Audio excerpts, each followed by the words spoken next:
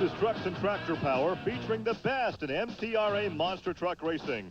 And today from the Canfield Fairgrounds in Canfield, Ohio, it's the Canfield Monster Truck Thunder Drag. Each week here on Trucks and Tractor Power, we try to find a different angle, a different slant to the PENDA Points Championship. But the story this season has been the same, week in and week out. The total domination of this truck right here, the big blue Bigfoot of Dan Runte. In 8 races, he's unbeaten. That means he has won 32 side-by-side rounds of competition. We'll make that 33 as we advance into round 2 here at Canfield. I realize it may be the best truck. It has factory backing, a great support team. But the guy in the cockpit can make a difference because Dan Runte does not beat himself. He always cuts a good light on the tree. He never red lights. He's always steady. Who can beat Dan Runte if he doesn't beat himself? I don't know. But here's my colleague Army Armstrong with some highlights from qualifying and round 1 here in Canfield, Ohio. Well, the big highlight from qualifying was a 492 by the big blue truck of Runte. Everybody kind of expected it. But when the truck settled after the second jump, something happened that could have spelled disaster for this team. Runte had some problems with the truck. Actually blew a tire out, Gary. Well, Runte flattened the right rear tire on that pass, and he has to help the crew. It's a big job to change a tire on these. In fact, with the tire sizes, they have to change both rear tires so they'll match for handling purposes. You're exactly right. The tires are matched pairs, and don't do one of anything in this sport. You do 2, and each one of these tires weigh around 1,000 pounds, so no easy task, Gary, if you will. And Dan had to have the combination. He took on Fred Schaefer in round 1. Fred was the slowest qualifier. That's why this pairing came up. But Fred pulls a big wheelie, was DQ and out of bounds. And the measure goes to Dan Runte. Army talk with both drivers. You knew he was going to cut the tree on you. Yeah, Fred always comes out. He does cut the tree good on you. We lost a tire in qualifying, you know, one of our good Firestone tires. We're back to a set that's not quite cut as good, but we're working with it. We're going to have to do some changing on the 4 Bigfoot. We're just going to go back and see what it does and try to work our way through this thing and get over it. You're right, Army. We're trying to keep the truck on the ground. We've been changing things. The truck leaves hard. You can see it leaves harder than anybody here. I'm trying to keep the front on the ground. We added 300 pounds in front of the truck. It's still wheelied like that. We're going to go back again, try it again. Well, so once again, horsepower not a problem for Fred Schaefer, just getting hooked up to the dirt. Now, there's a look at Eric Meager. Now, Eric is the teammate of Dan Runte. He had some problems in qualifying as well on this pass. Singer qualified 4th on the run. Following the run, Army goes down the pit lane to talk to Eric Meager. What you're looking at is an oil pump that's just been located in the support vehicle for the Sting truck. Now, after the first qualifying run, Bob Chandler's crew chief came on the radio and said, we've lost oil pressure. Eric Meager immediately brought the vehicle back in. They took the bottom of the engine off, and that's what you're looking at right there. The oil pan's completely off the engine.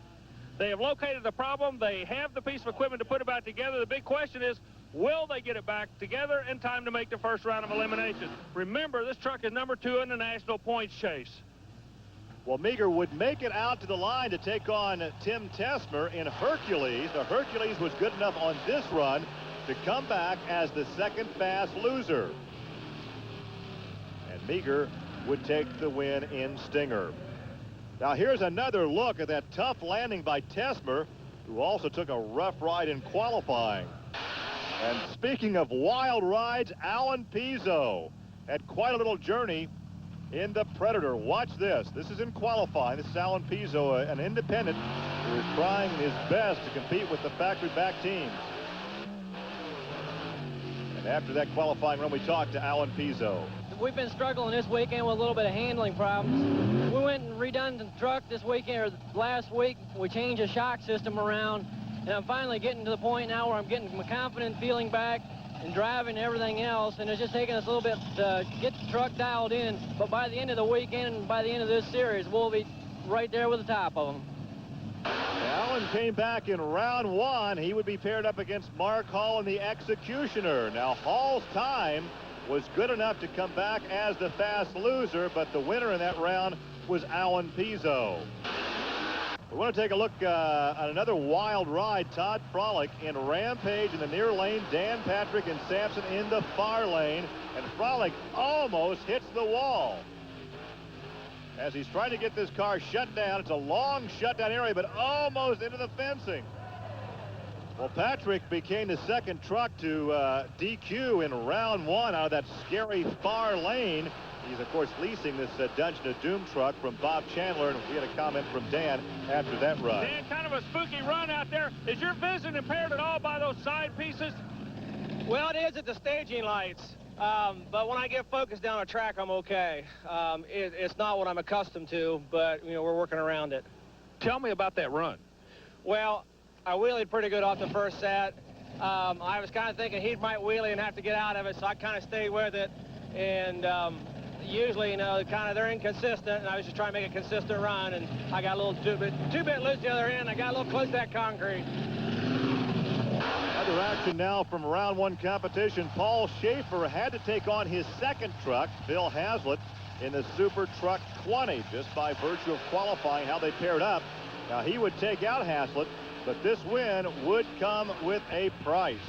The time was a 5:23, but Monster Patrol found itself hooked to a wrecker being towed back with mechanical problems. Making all kinds of horsepower, and it sounds like something just let go inside. The Van Simmons racing motor been running hard, and I just broke a rod or spun a bearing. And there you can see the damage as we go back to more round one highlights from Kirk Dabney and Pam Botters. And Dabney will take out the Boogie van on this run. So as we get ready for round two competition, there's a look at the damage to Tim Tesmer's vehicle. We'll come back with more from Canfield. To Canfield Fairgrounds in Canfield, Ohio, and the monster truck Thunder Drags. Prior to the competition, Gary Lee was out roaming the pit area and had this report. Army, the phrase up close and personal takes on a whole new meaning when we talk about monster truck racing. Before every PENDA Points Championship event, there's an autograph party. And the fans are encouraged to come out of the grandstand down to meet their heroes that they see every week on TNN to get up close and personal, have a handshake, get an autograph, or take a picture. In fact, this really helps to enhance the popularity of monster truck racing. Now, there's a common thread that runs through all of motorsports, but I can tell you there are some other forms of racing that could take a lesson from these autograph sessions. You got to remember, all these little boys and girls you see down there are going to be buying trucks when they get about 16 or 17 years old. Well, we go into the next round of competition as Bigfoot goes to the starting line. He'll be going up against the Hercules truck. Rampage against the Super Truck number 20. Predator against the Stinger. And Overkill and the Executioner. That'll be the round out for this round, Gary Lee.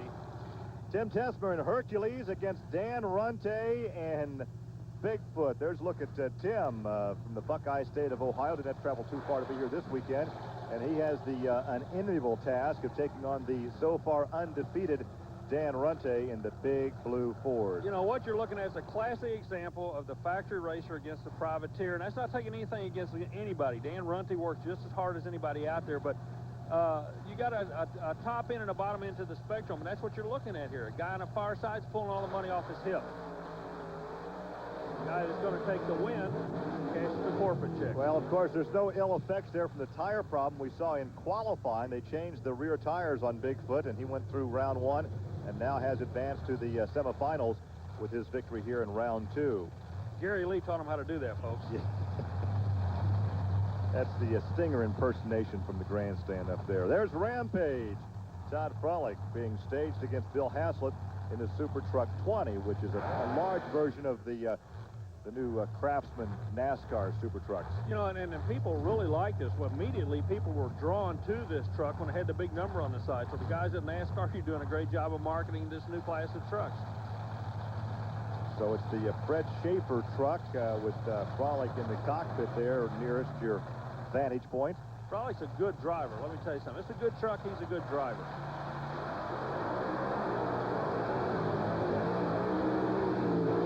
He had all he wanted, though, right there. He won it over that second set of guards with a 5:26. The 5:26 is not that great a number, but it was a smooth run. Maybe he'll develop some confidence here. You watch him when he comes over the first jump. He's just throttle up and staying after you. Don't have to back on the throttle at all. See, he's powering it forward, Gary, and that's exactly what you have to do. Well, he learned something with that run. He got more time in the cockpit. and he takes the victory. So a Rampage Dodge will be in the final four as you look up inside the cockpit. Let's go trackside now and visit with Todd Crawley. I tell you what, these Dodge Hemi engine with the Lanati camshafts are making so much horsepower, you all literally cannot keep the front ends down. We're having a real hard time keeping the front end down. We got a lot of bite back there, and we got a real good transmission in the Lenco, but yeah, the Hemi is putting the power down. There you take a look at Eric Meager. Talking about horsepower, the big Ford, the Stinger body on that vehicle. And he will be staged against the Predator. There's a look at Alan Pizzo. Pizzo travels the circuit. His father's a chiropractor, and when the races are over, he visits a lot of the drivers. Well, a good run for Pizzo, but not good enough. He almost got that wall over there as Eric Meager takes it at a 5.07. Well, I tell you what, we've seen a lot of tough landings here in both lanes. They're really hitting hard after that second jump, and I don't know why. Maybe you got to set a truck up that way to go straight. You got to give the straightness away for the impact on the end, Gary. Well, there's a look in slow motion of that, the impact on the landing for Eric Meager. He has ample space to get her woed. And then we take a look head on now at the Predator. Again, a tough landing for Alan Pizzo, but he has come a long way just this weekend. He's made great strides to compete with the heavyweights. You see how close he got there to the outside of that lane as we take you back trackside with Eric Meager. Well, one thing for sure, you know you're going to get a race out of that Predator kit. That's right. We got our hands full with Predator and all the other competitors here this weekend. Let's face it, we're halfway through the season, and everybody's out running strong here this weekend, and we're looking out for everybody. Final pair of round two coming up. There is a look at the bed area, the Executioner, staging against the Overkill truck of Kirk Dabney. Gary, it's going to be a good run because we got two privateers going here. Dabney out of Fort Wayne, Indiana. And for all you lowriders out there, during the weekend, he built these lowrider trucks. Mark Hall out of Champaign, Illinois. He and his brother Tim have been on the circuit for a couple of years. Both good drivers, but both doing it off of their own hip right now. Some problems in the far lane there, Army. Well, the Hall brothers not having to run it all they wanted. Dabney takes a win with a 5.43. That's not that great a number for a win. Carrick's now for the semi, showing we have 3 Fords and a Dodge. The lone Dodge, the Rampage. Otherwise, it's Bigfoot, Stinger, and Overkill representing the Ford camp. Well, the Canfield Monster Thunder drags like the four-wheel jam. But Mark Hall, he said he was having motor problems. It just seems like this is one of these days where everybody's got some kind of problem they got to overcome. Well, you know, I haven't really ran that many competitions lately. The lanes do seem to be really loose out there. I believe that if I wouldn't have backpedaled, I'd have had a DQ. We're hoping that that'll go away as time progresses. We'll have to see. Well, Dabney was your victor, and Mark Hall was the loser, and he's down in the mouth here in Canfield. Armstrong back here in the sunshine of Canfield, Ohio for the Monster Drags. There's a look at the Stinger Ford as we get ready for the semis. 3 Fords and a Dodge here in Ohio this weekend. Well, you look at the WCW Stinger combination. He'll be going up against Dabney in the Overkill truck. Dabney running a real underslung chassis in the truck, a privateer, and this seems to work. Dabney's one of these guys that when he's hot, man, you don't want to mess with him, but he's always experimenting, trying to come up with the right combination. You never know when he's going to jump up and slap you, and that's exactly what's going through that driver's mind in the other lanes. This could be the jump. Well, the guys that are on top know what put them on top, and they stay with the one that brung you. But the privateers are always struggling to find a little extra measure of competition. Well, a hole shot goes to Stinger. A problem, though, a problem for Stinger, and look at that. Kirk Dabney's going to take the win in Overkill, a 5.24. Something happened to Stinger. Exact ET he ran before, a 5.24. He's consistent. The Stinger made the move first. He cut the tree on Overkill. Look at that. He made a good move on him, but when they settled in no man's land, something went away on the Ford closest to us. It's not over till it's over, and Kirk Dabney keeps the foot in it and pulls out the victory right there. You can see the margin of victory for Kirk Dabney. He has to be excited. He's with Army. Well, he not only red-lit, but you beat him to the other end. You got 2 blows in on him there. Well, Army, you know, when you go up against the corporate truck with the small budget we have, you've always got a battle. We're giving it 110%. Hey, we're glad to be in the next round. We hope Overkill continues.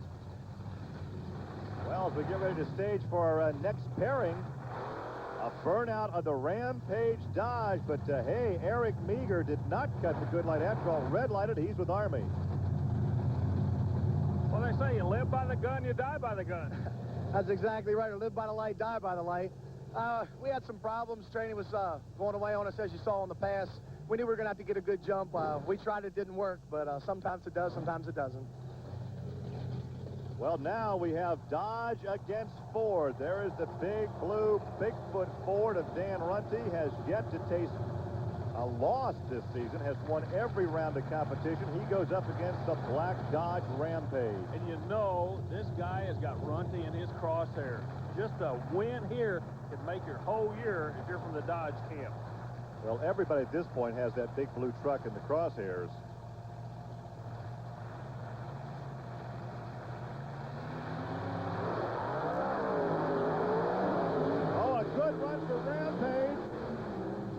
Rampage got him. Rampage got him. A 5.11. The Dodge finally knocks off Bigfoot. The first loss for Dan Runte this season. They'll still be dancing when the sun comes up, man. That makes a year for you right there. It's a good run, too. He had him at the tree, had him in no man's land. It was all Dodge. Oh, my, what a big victory for Todd. He has to be ecstatic. He's with Army.